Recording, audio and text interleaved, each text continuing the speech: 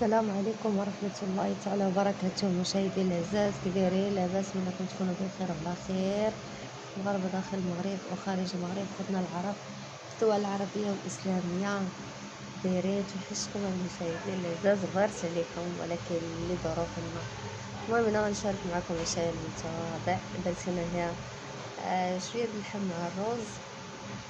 ومهم قلت نطلع لكم طلالة لأني توحشتكم ونشارك معكم هاد العشوة. أنا درت بصيلة صغيرة محكوكة، جوج مفرشات، والعطرية، شوية الكبسة، شوية الخرقوم، شوية السكنجبير، الضامة ديال البنة، شوية ديال البابريكا. المهم كلشي درت العطرية مع شوية زيت العود، شوية زيت الرومية. صافي وشحرت عفوا الربيع.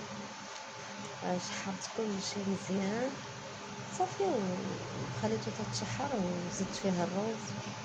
طاب ليا داك اللحم مزيان، رويقو شويه د الماء باش يطيب ليا الروز صافي، وخليته حتى طاب. وهانتوما غتشوفوا معايا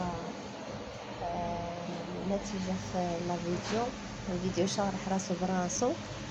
ايوا صافي، كان هذا هو العشاء ديالي المتواضع وخفيف ظريف. ونتمنى لكم المشاهدين الاعزاز تعطيوني لي لايكات ديالكم والتعاليق. الله يحفظكم من كل شر ويجازيكم بخير، وتعاونوا معايا في القناة لا سهل امركم. شكرا بزاف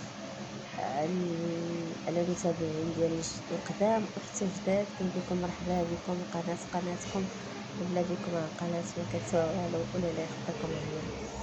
صافي، كيف دايرين مع الحرارة اللي دازت 20 واط؟ انا راه دابا الحرارة وكتسمعوا الفرفارة ولا المروحة ولا كل واحد شنو كيقول لها راهي.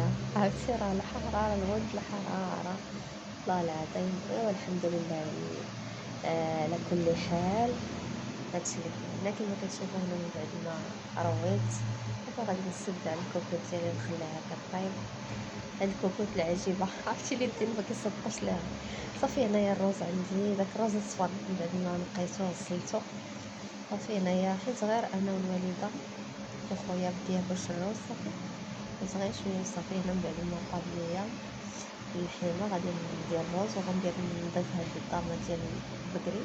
صافي كانت هادي هي العشيره ديالي خفيفه ظريفه.